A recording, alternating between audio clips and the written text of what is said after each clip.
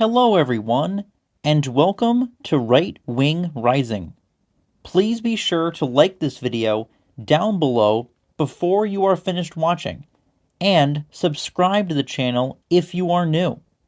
We are only 3 days away from Election Day, which is crazy, but that means we have to talk about the all-important races for the United States Senate, because Republicans have a very favorable map to take back the Senate and flip the majority back into their hands.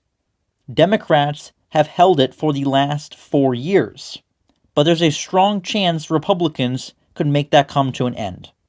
They come into Election Day with a 38-28 advantage by tallying up the seats that are not up for election this cycle. So without further ado, let's see if Republicans can get over 50 Senate seats to take back the majority, and if they do, how big of a majority do I think they will have? We're going to start on the West Coast. I also want to take a minute to remind everyone how I'm ranking each state before I start the prediction. If I say that a state is safe for either party, it's going to be in the dark shade of blue or red, and that means that Democrats or Republicans, whichever it may be accordingly, will win the state by over 15 points. If I say they're going to win it by a likely margin, the second darkest shade of color, that means they will be winning it between 8 to 15 points. And if a candidate is going to win a state by a lean margin, the second lightest color, that means they're winning it between 1 to 8 points, aka a very close race. And if a candidate is winning a state by a tilt margin, that means they're barely winning it by under a point, and it's going to be a razor-thin toss-up election. Now that we have the scale out of the way, we're going to clear Washington off the board. It's going Democrat, no surprise. The incumbent Democrat senator running for re-election got over 57% of the vote in the state in the primary, which translates well to the general election results in the state. It's very predictive. So Republicans will be lucky if they crack in the low 40s in that race. Down in California, same thing. Obviously, a very Democrat state. It's going to stay that way. The Republican nominee, former baseball star of the Los Angeles Dodgers and San Diego Padres, Adam Garvey, is running a great campaign by Republican standards in California. And he might do something which a GOP candidate has not done in a while. That being, crack 40% of the vote, especially since he's running in an open seat against a non-incumbent. But it will be nowhere near 15 points, and unfortunately, the very annoyingly unlikable and corrupt Adam Schiff will be the next senator from the state of California. Also, another Democrat state in Hawaii, that will be an easy win for the Democrats. In Nevada, one of the closest elections this cycle, I unfortunately think the Democrats will hold on to this seat by a couple points. I think the Republican nominee, Sam Brown, will underperform Trump by a couple points and end up falling short to the Democrat incumbent, Jackie Rosen. He has consistently trailed in polling by a lot, and I know that's not everything, especially when the early vote there looks very good for Republicans. But it really doesn't appear to me that he's run the best campaign or that he has a lot of momentum in this race. So I think he's going to fall short by about 2 to 3 points. There is a world where Trump wins the state and pulls Brown over the finish line, and I hope that's the case. But right now, for this prediction, I think Jackie Rosen will be reelected. Over in Utah, Republicans' first win on this map. It's going to be an easy Republican win. This is Mitt Romney's seat. He's retiring, but unfortunately, Republican voters in Utah have the worst choice of candidates I've ever seen, nominating someone in John Curtis that is actually worse than Romney, I would argue. So that is very unfortunate. You have to hope he doesn't buck the party as much as Romney does, and ends up being better than I think he will be. But either way, Utah will stay Republican. Down in Arizona, a lot of pundits have been saying for months that Kari Lake, the Republican nominee for Senate, is going to lose this election, making it 2 in a row after she narrowly fell short in the 2022 governor election. She has not done well in the polls, and her Democrat opponent The very liberal Congressman Ruben Gallego, who's parading as a moderate, in the most obvious farce of all time, has consistently polled a few points ahead of her, to the point where it seemed that he was going to make this swing Senate seat a comfortable win for the Democrats. But recently, Kari Lake is surging in the state of Arizona in the polls. Combine that with Republicans absolutely crushing it in the early vote in Arizona. At the time of me recording this video, they have nearly a 200,000 vote lead. So it's possible that Trump wins the state by a couple points and pulls Kari Lake across the finish line behind him, especially since she is someone that very much embraces Trump. So if you are a Trump voter in Arizona, it's not like you are averse to voting for Kari Lake because she's some moderate. Between the recent polling surge for Lake and Republicans doing well in registration and early voting, it once again seems realistic all of a sudden that Lake could actually win, and she's not dead on arrival going into Election Day. That being said, I still think, unfortunately, Gallego is favored ever so slightly, and as of now, I think he will narrowly, by the skin of his teeth, pull out a win. I'm more bullish on Lake's chances than I have been in a while, and I will be very happy to be wrong on my prediction of this state, but right now, there's too little data to go off of. But especially since Lake underperformed the polls, she was leading in all of them, going into Election Day in the midterms, and she ended up losing, it's hard to not question if she will once again underperform the polls that are showing in recent days her surging and actually leading in the race. So right now, it's tilting towards the Democrats.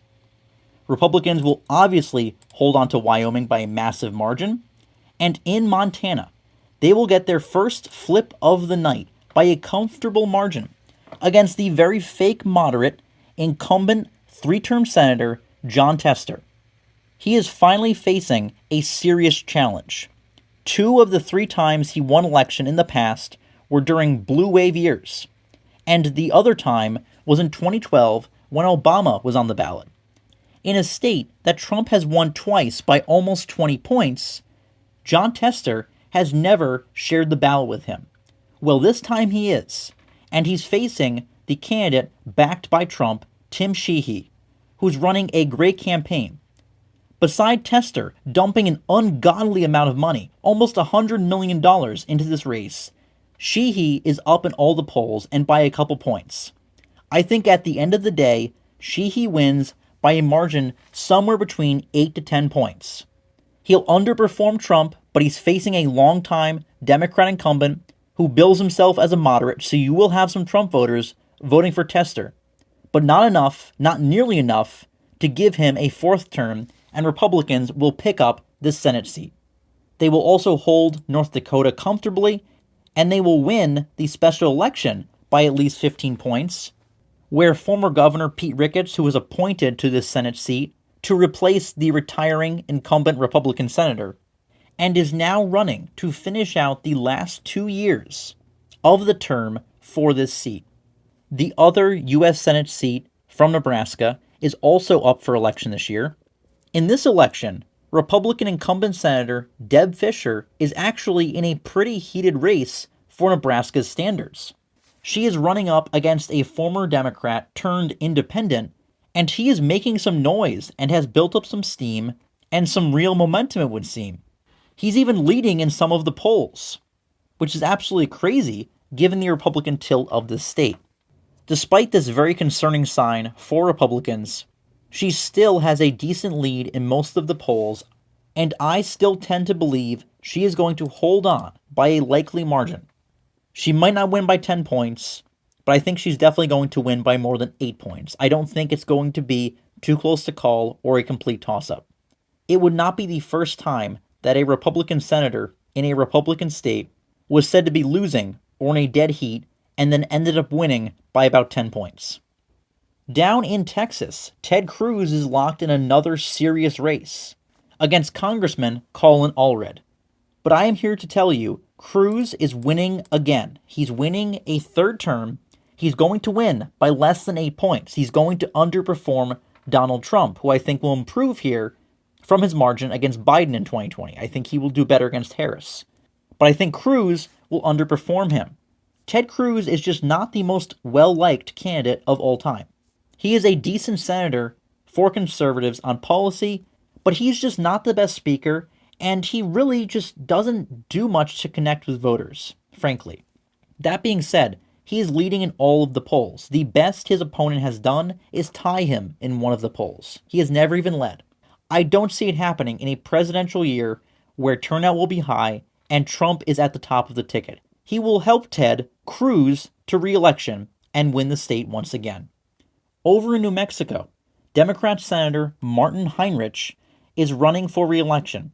I think he is definitely favored here and will win by a likely margin, having a decent shot to claim victory by more than 10 points. But the reason I'm putting it in the likely Democrat column is because Republicans have a chance to be more competitive here than you might think, as the Republican nominee is the daughter of a former Republican senator from the state, who was very well liked.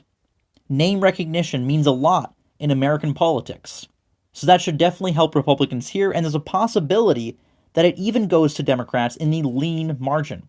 But for right now, I'm playing it safe and saying that Heinrich wins somewhere between 8 to 10 points at the end of the day. Over in Mississippi, Republicans are winning here easily. They have a crappy Republican there, Roger Wicker. I wish he would just retire, but they're still going to easily hold the state red. Same thing for Tennessee, except they have a good Republican there. Marsha Blackburn is a great conservative senator, and she will easily cruise to victory. And in Missouri, this is going to be a likely Republican seat. Josh Hawley is running for re-election. Probably the best senator, in my opinion. He won by 6 points against the then Democrat incumbent in 2018 to flip this seat red. I think he wins it by less than 15 points because his opponent, even though being a radically woke liberal, has run a decent campaign from a fundraising and ground game standpoint. So I think at the end of the day, Hawley wins this seat by somewhere between 12 to 14 points, a comfortable win, but I don't think he's going to eclipse the 15-point margin. Down in Florida, Rick Scott, the former governor and current senator, is running for a second term. He has a history of winning elections by razor-thin margins, but I don't think that's going to happen this time. Republicans have completely turned the state on its head in 4 years, going from a swing state that leans Republican to a very Republican stronghold. Democrats led Republicans and registered voters in 2020. Now Republicans have a massive, massive lead. The early vote numbers have been through the roof there. I think he's going to win it by a likely margin of close to 10 points. I don't think Rick Scott, of all people, will get to a 10-point win in Florida, but I think a nice 8-point win could be where he ends up at the end of the day. Going back up north to Minnesota, the Democrat incumbent senator, Amy Klobuchar, is going to win re-election. She's a very strong candidate. She's well liked in the state. She is kind of an undefeatable electoral juggernaut there. But even though I think she will overperform Harris's margin here, with Trump on the ballot, I still think he will boost the Republican nominee against her, even though he's really not the best nominee in the world. So I think it will be around a 10 or 11-point win for Klobuchar, maybe even a little less than that on a good night. Over in Wisconsin, a very hotly contested race in that state, with Republican star recruit Eric Hovde running against incumbent Democrat Senator Tammy Baldwin. Despite being very liberal, Baldwin has a unique appeal in the state. But Hovde has run such a wonderful campaign and has such great momentum on the ground there.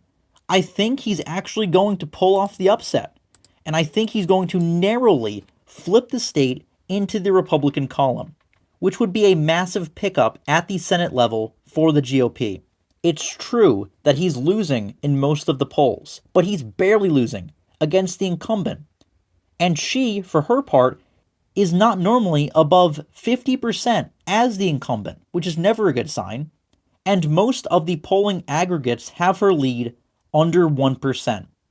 With Trump leading the charge and bringing out those low propensity voters that only vote in Republican years and are especially enthused to vote when Trump's on the ballot, I think it will carry Hovde over the finish line in a huge electoral win. Over in Michigan, another hotly contested race. No incumbent in this race. It's an open seat with the Democrat senator retiring. Congresswoman Elisa Slotkin is the Democrat nominee against the Republican nominee, former Congressman Mike Rogers. Rogers is more of an old guard Republican, which I think actually benefits him here because most people voting for Trump will vote for him, and polls are showing Trump doing very well in Michigan, to the point where he might flip the state again. I will obviously talk about that more in my presidential prediction, and I can see Rogers doing well, and since he is more of an early 2000s style Republican, I think he will do better with suburban voters than Trump will, which is something we have seen Rust Belt Senate candidates do in the past, which is overperform Trump, by getting the support of the Trump coalition of voters, and additionally tacking on some non-Trump voters to their side. I think that could happen here. That being said, I'm not seeing as much momentum here for Rogers as I see for Hovde in Wisconsin. He's trailing in the polls by a little bit of a wider margin more consistently, and he's running against a good Democrat recruit in Elisa Slotkin, who represents a district in the state that Trump won, but she still managed to hold on by picking off enough Trump voters to her side, which I think will work against Mike Rogers. So while I would not be surprised at all if Mike Rogers wins, I hope he pulls it out. For right now, I think this race is ever so slightly tilting towards the Democrats. Down in Indiana, this will be Republicans' 51st Senate seat on the map. They officially take back the majority. We'll have to see if they get any more seats to expand it. But as far as this state goes, Jim Banks, the current congressman, is now the Republican nominee for Senate, with Mike Braun retiring to run for governor. And I think he will underperform Trump by a few points, probably win by about 14, 15 points. So just within that likely margin, but he will comfortably hold on. No worry there. A fierce Senate battle going on in Ohio. The incumbent Democrat Senator Sherrod Brown is running for re-election, and he shares a lot of similarities with Jon Tester in Montana. He has always either benefited from being on the ballot during a Democrat midterm year, or in 2012, sharing the same ticket as Obama. He has never run in this Trump-friendly state when Trump was on the ballot. And for that reason, I think he's going to share the same fate as Jon Tester and go down by a smaller margin. Because once again, also like Tester, he has a ridiculous amount of cash to spend here, around $90 million. But his Republican opponent, Trump-endorsed Bernie Moreno, has been gaining in polls. He's taken the lead in a lot of them. And with Trump on track to once again take the state, perhaps by his largest margin to date there, Moreno is going to win by probably about 5 to 6 points. He's going to win by less than Trump. He is running against the longtime incumbent in that seat, so it's to be expected, especially when that incumbent has painted himself for years as a moderate Democrat champion of the working class, but he has in fact been revealed in recent years to not quite be that, and be just your average run-of-the-mill liberal Democrat. Moreno has been exposing him on that, and it's going to be in part why he goes down and gets defeated. In West Virginia, another Republican flip, and it's going to be quite easy. Joe Manchin, the Democrat senator who switched his party affiliation to independent, is retiring. He's not running for re-election. He had been in politics for a long time there, so he was hard to defeat, but it's not hard to flip this state that votes for Republicans by 40 points with him out of the way. And they're going to do just that with the incumbent popular governor, Jim Justice, being the nominee, against a Democrat challenger that does not have much of a chance. Republicans are going to win this seat by a very wide margin. Skipping up to the Northeast, Democrats are going to carry New York by more than 15 points. It's possible Republicans crack 40% against the Democrat incumbent there, but they're a far cry from getting it within 15. Democrats will handily carry Vermont and Massachusetts at the Senate level, and they probably will easily win in Maine. The incumbent senator running for re-election there, who I think admittedly has a great name, that being Angus King, he is technically an independent, with there even being a Democrat nominee against him, but he is an independent that caucuses with the Democrats in the Senate and votes very liberally. So this is basically, even if not technically, a Democrat seat. I think Republicans, Trump included, will do better in the Northeast, with Biden not on the ballot since he had a point of strength in the Northeast. So I think it's possible Republicans do better against King than they have in the past, maybe getting over 40%, which would put them within 15 points, with the Democrat candidate splitting the vote with King. But I really don't think it's in any danger of flipping. Democrats will hold on by more than 15 points in Rhode Island. In Connecticut, I think it will be within 15 points, actually. Democrat Senator Chris Murphy only won by 20 in a blue wave year in 2018. Republicans have been doing well in the state in the last 3 years, at the state and local levels. His Republican challenger has been running a decent campaign for Connecticut standards, and the last election for the other Senate race in the midterms was under 15 points. So I think Democrats hold on, but I think it's going to be by less. And the same thing could be said for the states of New Jersey, Delaware, and Maryland. In New Jersey, Republicans are doing insanely well in the early vote. They have built a lot of momentum in the state over the last few years, so much so that it is trending and shifting Republican. The Senate candidate is not doing that well, but I still have a feeling, with it being an open seat and Democrats having a lot of turmoil there this year, it's going to be within 15 points. And for Delaware, I did a whole recent video on that. It's been trending Republican quietly for a while. The House election from the state in 2022 against the incumbent Democrat was within 12 points. That Congresswoman retired from the House to be the Senate nominee this year, and her Republican opponent has raised quite a bit of money against her and is running a decent campaign, so I think that state will also be a smaller than normal win for Democrats. And finally, in Maryland, the popular former two-term Republican governor Larry Hogan is the Senate nominee for Republicans. This is also another open seat. He's running against Angela Alsobrooks, the county executive of Prince George's County, and even though she has started to pull away in the polls and lead him by double digits, I still think this is going to be somewhere within the window of 10 to 15 points and be abnormally close in this state that usually votes for Democrats by 30 points. Finally, we have the last two states in Virginia and Pennsylvania. Republicans have turned a corner in the state of Virginia and have stunted the trend to the left. In fact, they have built so much momentum it's starting to swing back towards Republicans. Trump is within shouting distance in the polls from Harris. He is holding a rally there before Election Day. He's making a play for the state. Governor Glenn Youngkin is rallying Republicans behind him to get out and vote for Trump and the Republican Senate nominee, the phenomenal veteran Hung Cao. I unfortunately think he is going to fall short against incumbent Democrat Senator Tim Kaine, but I think he's going to get it in the single digits, and I think he's going to get it around 5 to 6 points. As crazy as that sounds, he is a very good campaigner, and if Trump is improving in the state by a couple points from 4 years ago, it will definitely help Cao be more competitive. And if Republicans keep surging in the early vote, you never know, it could be a surprise flip and definitely a race to keep an eye on election night and not write off as an easy Democrat win. Now the battleground of all battlegrounds in Pennsylvania. The Democrat candidate is incumbent Senator Bob Casey. He won by double digits in his last election in 2018.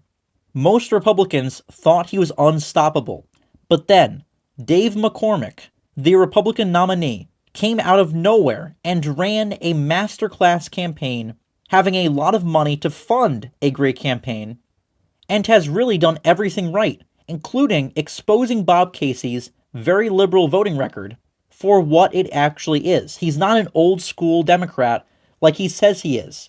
And McCormick has completely dragged his record out into the open, relentlessly running ads in the state that are effectively hammering home his message. He has tied himself to Trump, which is a very good move, in a state that Trump made viable again for Republicans. The polls are very, very close in this race, and I think Dave McCormick is going to shock the world and defeat the supposedly unstoppable Bob Casey by the narrowest margin, under a point, but I think he's going to do it, and give Republicans, by doing so, a 54-46 advantage according to my Senate map right here. I think the states of West Virginia, Montana, Wisconsin, Ohio, and Pennsylvania are going to flip red at the Senate level. Senate Republicans are going to see 5 gains and turn Democrats' 51-49 majority into a 54-46 advantage, which will be a very strong edge in the upper chamber of Congress. And with how close the races are shaping up in Arizona and Michigan, there's even the possibility they could have an even bigger majority.